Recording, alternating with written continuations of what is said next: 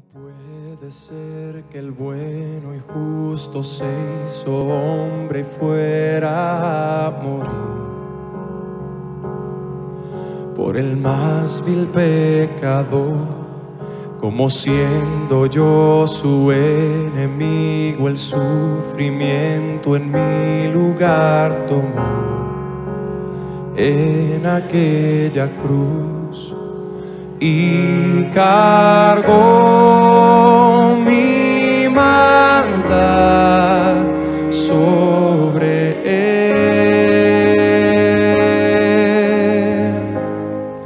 Su rectitud por la fe mía es.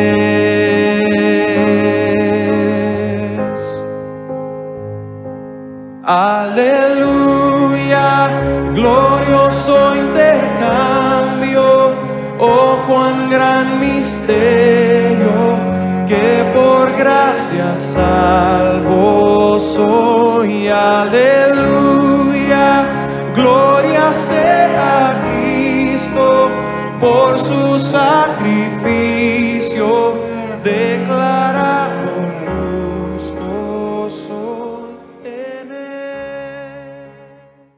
¿Qué tal? ¿Cómo están? Pues aquí iniciando ya el cuarto estudio. Ojalá que los anteriores y como este les estén sirviendo para su vida, su desarrollo, sobre todo espiritual, pero también para aplicar principios y verdades para esta vida. La serie La revelación de la justicia de Dios en el Evangelio. Y ojalá que conforme vayamos avanzando, esta frase que no te sea ajena, sino que cada vez vaya tomando más relevancia en tu vida o importancia. El título de este tema o de este estudio es La revelación del poder de Dios en ira, es decir, en enojo. ¿Por qué? Bueno, porque los versículos 16 y 17, el poder de Dios se revela en la justicia. En estos versículos, del 18 al 21, vamos a ver que el poder se revela, pero en enojo, en ira. Pablo va a exponer la necesidad imperiosa que tiene de esta justicia, es decir, la necesidad que tiene el ser humano de esta justicia, la cual solo Dios puede proveer.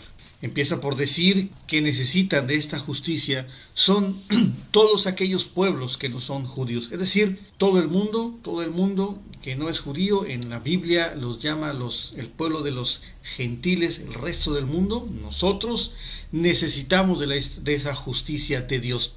Luego los versículos del capítulo 2, versículo 1 hasta el 3 al 8, habla entonces de que también los judíos necesitan de la justicia de Dios, a pesar de ser el pueblo escogido. Para concluir, el 9 en adelante, que el versículo 9 del capítulo 3, que todos estamos bajo pecado, que todos estamos bajo juicio y todos necesitamos de la justicia de Dios. Qué interesante. Ahora, retomando la idea de la justicia de Dios, como lo vimos en el versículo 16 y 17 de Romanos 1, y lo voy a repetir, porque no me avergüenzo del Evangelio, porque es poder de Dios para salvación a todo aquel que cree, al judío primeramente y también al griego, es decir, al resto del mundo. Porque en el Evangelio la justicia de Dios se revela por fe y para fe, como está escrito, mas el justo por la fe vivirá. Ya hemos hablado un poquito de lo que es la justicia, es decir, Dios perdonando al pecador, como somos cada uno de nosotros, pero sin dejar de ser él mismo justo. ¿Y cómo lo hace? Bueno, ya lo vimos a través de la justicia. Y una pregunta que cabría aquí como introducción es: ¿quiénes y por qué necesitamos la justicia? Y lo que vamos a ver de los versículos 1, versículo 18, capítulo 1, versículo 18, hasta el capítulo 3 y el versículo 8, vamos a ver las razones por las cuales Dios se enoja. Y al mismo tiempo es la razón por la cual nosotros necesitamos de su justicia. Y eso lo vamos a ver en cuanto avancemos. El versículo 9 del capítulo 3 dice: ya hemos acusado a judíos y a gentiles, es decir, al resto del mundo, que todos están bajo pecado. Esa es la razón por la cual Dios se enoja, y esa es la misma razón por la cual necesitamos de la justicia. Entonces, a la pregunta, ¿quiénes y por qué necesitamos la justicia de Dios? La respuesta es que porque todos estamos bajo pecado y todos necesitamos de esa justicia. Vamos a entrar ahora entonces al pasaje que vamos a estudiar en este momento, y es Romanos capítulo 1, versículos 18 al 23. Y voy a leer de la versión 60. Dice el versículo 18: porque la ira de Dios se revela desde el cielo contra toda impiedad e injusticia de los hombres que detienen con injusticia la verdad. Porque lo que de Dios se conoce les es manifiesto, pues Dios se lo manifestó. Porque las cosas invisibles de Él, su eterno poder y deidad, se hacen claramente visibles desde la creación del mundo, siendo entendidas por medio de las cosas hechas, de modo que no tienen excusa. Pues habiendo conocido a Dios, no le glorificaron como a Dios, ni le dieron gracias, sino que se envanecieron en sus razonamientos, y su necio corazón fue entenebrecido. Profesando ser sabios, se hicieron necios, y cambiaron la gloria de Dios incorruptible en semejanza de imagen de hombre corruptible, de aves, de cuadrúpedos y de reptiles. Se puede ver a través de esta lectura por qué se enoja Dios, por qué se llena de ira si es un Dios perfecto. Vamos a ver, ¿cómo reaccionas cuando no cumplen tus órdenes? Imagina que eres un papá, que eres un jefe, y pides que se llene un reporte, que se haga una actividad o una tarea. Puede ser cualquier cosa. Ahora, ¿cómo reaccionas cuando diste instrucciones precisas de, por ejemplo, no tocar un aparato que acabas de adquirir, que no se toque hasta que tú llegues, y por el ansia de usarlo, tus hijos lo descomponen? Ahora, imagina a Dios dejando instrucciones, mandamientos muy específicos que te van a ayudar a vivir mejor, y por decisión propia tú los desechas. Ahora, si no has hecho el reporte, puede haber repercusiones serias, igual que descomponer un aparato electrónico aún sin usarlo. El punto aquí es que desechar los mandamientos de Dios tienen consecuencias desastrosas aquí, pero también repercuten en la eternidad, tienen que ver con tu vida aquí, pero también en la eternidad. Dios se enciende en ira, porque al dejar sus consejos, tu vida inicia una espiral espiritual a la baja. Te enojas porque hay consecuencias. En el ser humano, muchas veces esas consecuencias tienen que ver con alguna cuestión egoísta, como cuando alguien descompuso algo que para ti es muy valioso. A veces te enojas, y ese enojo es más correcto porque las consecuencias son desastrosas, como cuando diste instrucciones a tus hijos de no asistir a ciertos lugares o a juntarse con ciertas personas, y luego lo ves controlado por las drogas, por una sustancia o por una actitud. ¿No te molesta eso? Esa es la razón de la ira de Dios, y esto es una apreciación personal. Tal vez no sea tanto porque echamos por tierra su palabra, sino por las consecuencias que esto trae a nuestras vidas. Por eso Dios se enoja. Vamos a ver como primer punto la manifestación de Dios, cómo se revela, cómo se muestra en los versículos, capítulo 1 de Romanos, versículos 18 al 20, y vamos a empezar con el 18. Porque la ira de Dios se revela desde el cielo contra toda impiedad, o sea, contra toda maldad e injusticia de los hombres que detienen con injusticia la verdad. Y lo que vamos a ver en este versículo 18 es cómo se revela Dios a través de su enojo. Y algo que leí estaba diciendo que la ira de Dios tiene varios tipos y por lo mismo varias consecuencias. Y uno de esos tipos o una de esas consecuencias de la ira, del enojo de Dios, tiene que ver con el principio de la siembra y la cosecha. Es decir, lo que tú siembras, eso es lo que vas a cosechar. Otro principio tiene que ver o consiste en quitar los frenos morales y dejar que las personas se desboquen en sus propios pecados. Eso lo vamos a ver en los versículos en otro estudio. Pero por lo pronto vamos a ver esta consecuencia del principio de la siembra y la cosecha por dejar a Dios, y por esta razón Él se enoja. Yo te pido que busques primero en el Antiguo Testamento el libro de Deuteronomio.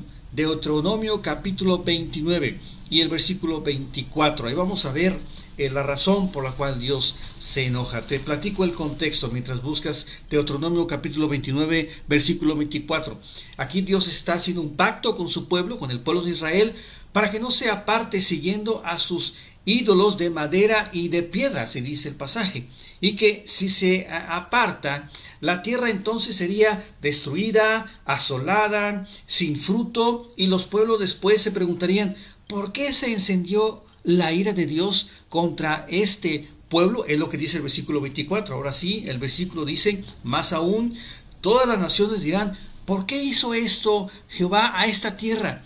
¿Qué significa el ardor de su ira? En otras palabras, la pregunta es, ¿por qué se encendió tanto el enojo de Dios en furor contra este pueblo, contra esta tierra, desolándola, destruyéndola, haciéndola estéril? Mira la razón en el versículo 25 y 26 de Deuteronomio 29. Y responderán, por cuanto dejaron el pacto de Jehová, el Dios de sus padres, que él concertó con ellos cuando los sacó de la tierra de Egipto, y fueron y sirvieron a dioses ajenos, y se inclinaron a ellos, dioses que no conocían y que ninguna cosa les habían dado. ¿Entiendes entonces la molestia y el enojo de Dios? Y estas frases y estas actitudes de servir a otros dioses, de inclinarse a ellos, se repiten en la vida de este pueblo. Por ejemplo, voy a darte algunas frases que se repiten, que esta actitud se repite durante la vida de Moisés. Por ejemplo, dice, pronto se han apartado del camino que yo les mandé. Esto está en Éxodo capítulo 32, versículo 8. Te platico rápidamente el contexto. ¿Recuerdas cuando Moisés subió al monte Sinaí para recibir los mandamientos de Dios? Cuando regresa, el pueblo estaba ya adorando a un becerro de oro, y Moisés se enoja. Por eso la expresión es, pronto se han apartado del camino que yo les mandé. Otra vez, durante los jueces, otra frase que se repite por esta actitud, se fueron tras otros dioses. Bajo los reyes de Israel también esta misma actitud del pueblo de Israel, dejando a Dios, hicieron cosas muy malas, y lo puedes leer en el segundo libro de Reyes capítulo 17, del 11 al 17, no lo ponemos aquí para que lo leas tú en tu casa detenidamente, pero ahí vas a ver las razones por las cuales, por consecuencia de dejar a Dios, el resultado es que se van tras dioses ajenos, y por esa razón Dios se enoja. Déjame decirte que en cuanto a la ira de Dios, el único tiempo en que puedes escapar de ella es ahora. El único tiempo en el que puedes aplicar la justicia que ya hemos visto es ahora.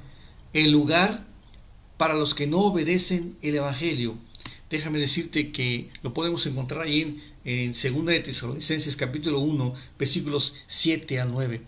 Y a vosotros que sois atribulados, daros reposo con nosotros cuando se manifieste el Señor Jesús desde el cielo con los ángeles de su poder, en llama de fuego, mira lo que dice, para dar retribución a los que no conocieron a Dios, ni obedecen al Evangelio de nuestro Señor Jesucristo, los cuales sufrirán pena de eterna perdición, excluidos de la presencia del Señor y de la gloria de su poder. Si hay un tipo de ira de Dios en las que las consecuencias son lo que siembras, eso cosechas, si hay otro tipo de indignación de Dios donde quita los frenos para soltarte y que tú te desboques en tus pensamientos y en tu forma de ser, bueno, también hay una ira que tiene que ver con dónde vas a pasar la eternidad si no aceptas la justicia de Dios. Y ahí el versículo es muy explícito, dice,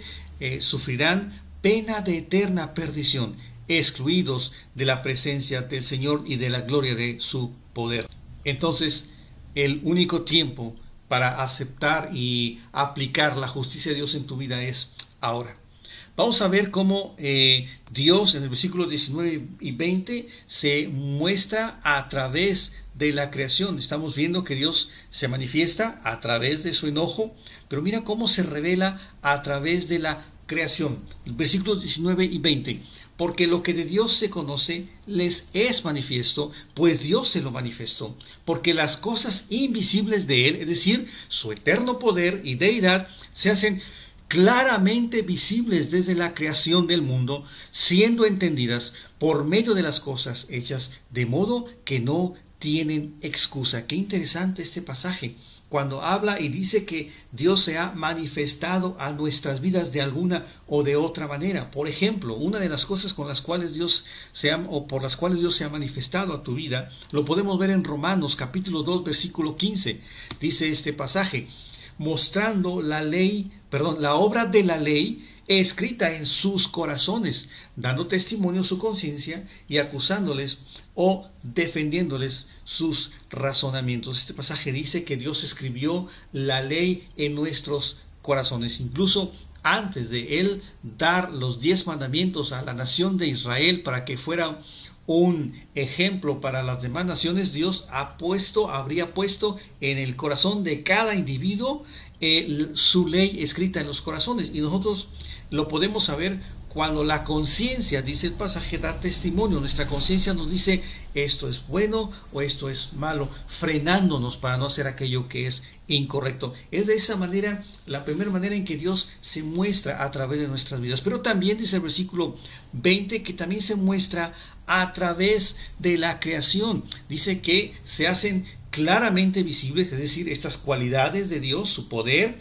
y su divinidad, se hacen, mira, nota la frase, claramente visibles desde la creación del mundo. De tal manera que podemos entender a Dios a través de las cosas hechas. Y termina, no hay excusa para decir que Dios no se nos ha revelado a nuestras vidas. El Salmo 19:1 dice: los cielos cuentan la gloria de Dios y el firmamento anuncia la obra de sus manos. Qué interesante que mientras la mayoría no entiende a Dios a través de la creación, el salmista lo puede entender a Dios, puede creer en Dios, puede creer en su existencia por reflexionar, por ver la obra de Dios.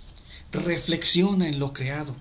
Al observar la creación, el ser humano no tiene excusa para hacer todo el mal que él hace. Sin embargo, aún así, el hombre rechaza la gloria de Dios y de esta manera no tiene excusa.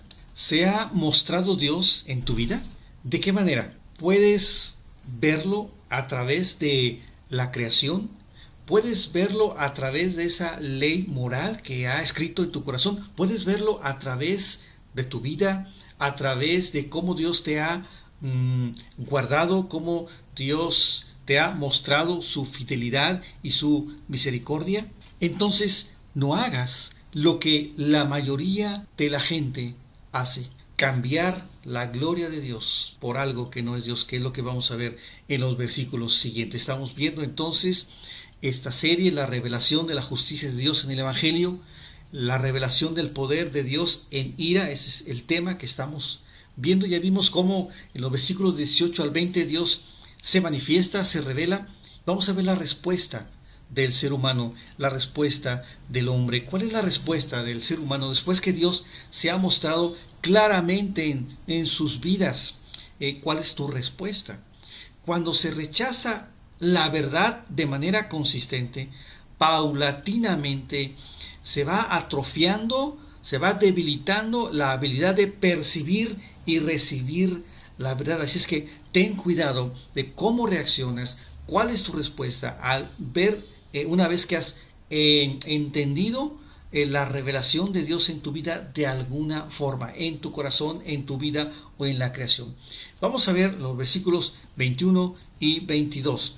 Pues habiendo conocido a Dios, no le glorificaron como a Dios, ni le dieron gracias, sino que se envanecieron en sus razonamientos, y su necio corazón fue entenebrecido. Profesando ser sabios, se hicieron necios. Nos dice aquí la segunda razón por la cual la ira de Dios se revela desde el cielo. La primera ya la vimos. No hay excusa, porque conocieron a Dios a través de la creación, a través de su vida. Y la segunda es esta: no le glorificaron, como dicen los versículos 21 y 22. Dice, no le glorificaron como a Dios, sino que se envanecieron. Profesando ser sabios, se hicieron necios. En esa segunda parte vienen las consecuencias de dejar a un lado la revelación de Dios a tu vida. El primer paso fue una degradación en la vida del ser humano. Vamos a ver el versículo 23 y aquí vamos a estar ya terminando.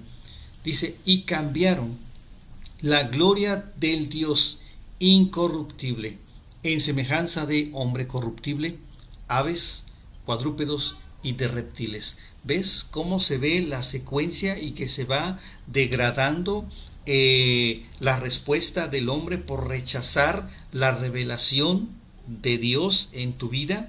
Primero, no glorificándole, versículo 21, luego se envanecieron también en sus razonamientos, profesando ser sabios, se hicieron necios, dice el versículo 22, y ahora lo que sigue, cambiaron la gloria de Dios incorruptible en semejanza de imágenes, hombres, aves, cuadrúpedos, reptiles. Mira, si Dios no es el primer lugar en tu vida, alguien más o algo va a ocupar ese lugar vacío. Y entonces sucede algo tremendamente triste para el sentido común, para Dios. Mira lo que va sucediendo. Cambiaron a Dios por una estatua. Quiero que busques, por favor, el libro de Jeremías, el profeta en el Antiguo Testamento, capítulo 10, versículo 14, para leerlo. Dice, todo hombre se embrutece y le falta ciencia. Se avergüenza de su ídolo todo fundidor, porque mentirosa es su obra de fundición y no hay espíritu en ella. ¿Te das cuenta hasta dónde va llegando la degradación del hombre? Y hay más en los siguientes estudios. Por lo pronto nos quedamos en esta parte de cómo se va degradando la forma de pensar y de ver del hombre por dejar a Dios, aunque Dios se ha revelado a su vida. Mira, vamos a un segundo pasaje, el Salmo 106, versículos 19 y 20. Mira lo que dice el salmista. Hicieron becerro en Horeb, se postraron ante una imagen de fundición. Así cambiaron la gloria de Dios por la imagen de un buey que come hierba. ¿Qué pensarías? ¿Qué piensas? ¿Cómo se sentiría Dios cuando Él les ha mostrado su gloria? Se ha revelado a través de la creación, les ha mostrado su poder a través del universo tan vasto, de una montaña, del mar, del mismo ser humano, y el hombre rechaza esa gloria de Dios, esa revelación de Dios, y la cambian por una imagen de una estatua de un hombre, de un animal o hasta llegar a un reptil. ¿Qué pensarías del sentimiento de Dios en cuanto a eso? Ahora, como dijimos al principio, algunas veces nos enojamos porque las consecuencias tienen que ver con motivos egoístas, como cuando alguien nos daña algo. Con Dios es diferente. Y esa es la razón por la que la ira de Dios, el enojo de Dios es diferente, es santo, por las consecuencias, esa degradación que se va viendo como una espiral a través de ese estudio y que lo vamos a seguir viendo en los otros estudios. Mira lo que dice Hechos 17, versículo 29.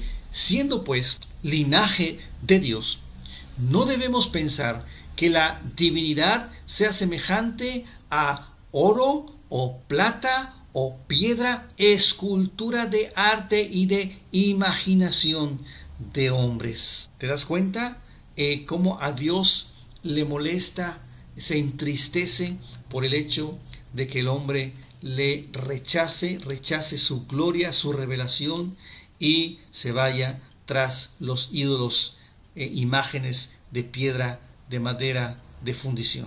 Y yo quisiera que, para que leyeras después, ahí en tu recámara, ya cuando vas a dormir, el libro de Isaías, otro profeta, capítulo 44, versículos 9 al 20. Isaías 44, 9 al 20, y ahí te vas a dar cuenta en una manera más descriptiva lo que representa el ídolo hecho por manos de hombre. Ahora, puede ser que tú estés adorando imágenes, entonces te tienes que preguntar si esta imagen, si lo que estás haciendo, pues como hemos visto, tienes que reflexionar en que esto pues no está agradando a Dios, y tienes que hacer un cambio en tu vida, y tienes que luchar tal vez contra tus pensamientos, tus tradiciones, y reflexionar y preguntarte si esto que estás haciendo honestamente agrada a Dios. Ahora, tal vez tú dices, bueno, yo no me inclino ante algunas imágenes, pero pudiera ser que hay aspectos, cosas o personas en tu vida que tomen el lugar de Dios. Tal vez no sea una imagen física, pero puede ser tal vez un deporte, el que sea tu ídolo en tu vida, el que tome el lugar de Dios en tu vida, el que haga que Dios no sea la prioridad. A veces puede ser una afición, a veces puede ser algo en el que tú confías y que lo tienes en tu casa o lo traes en tu cuerpo y que tú confías ciegamente. Puede ser, a lo mejor tal vez, tu familia, y dices, bueno, ¿qué tiene de malo adorar, idolatrar a la familia? Obviamente tiene su lugar, pero ese lugar no va a ser el lugar de Dios. Primero es Dios en tu vida, para que luego puedas cuidar a tu familia y guiar a tu familia sabiamente. Puede ser tu trabajo el ídolo, esa cosa que ocupe el lugar de Dios en tu vida. Puede ser por cuidar un estatus en tu vida. Tantas cosas. Te dejo para que tú reflexiones en cuántas cosas pueden ocupar el lugar de Dios, y de esta manera estás teniendo ídolos en tu vida, y estás entonces en el mismo lugar del que habla este pasaje, rechazando la revelación de Dios, cambiando la gloria de Dios por aspectos terrenales como imágenes o ídolos en tu vida. Así es que, así como es desastroso que tus hijos se vayan degradando en su vida, cayendo en un espiral sin fondo en sus vidas, en su vida espiritual, así también para Dios es muy triste el que nosotros dejemos su revelación, su palabra, sus mandamientos, sus instrucciones, para rechazarlo e irnos a los ídolos. Por eso Dios se molesta y se enoja. Así es que yo te pediría que revises tu vida y puedas identificar si tienes ídolos que estén tomando el lugar de Dios en tu vida. Una vez identificados, pídele a Dios que te ayude a quitarlos de tu vida. Trabaja en ello para que honres solamente a Dios, y Dios así será agradado con tu vida. Bueno, que Dios te bendiga. Reflexiona sobre este estudio y ojalá te sirva para tu crecimiento. Nos vemos en la próxima semana, donde seguiremos viendo estas consecuencias de dejar los mandamientos de Dios. Que Dios te bendiga.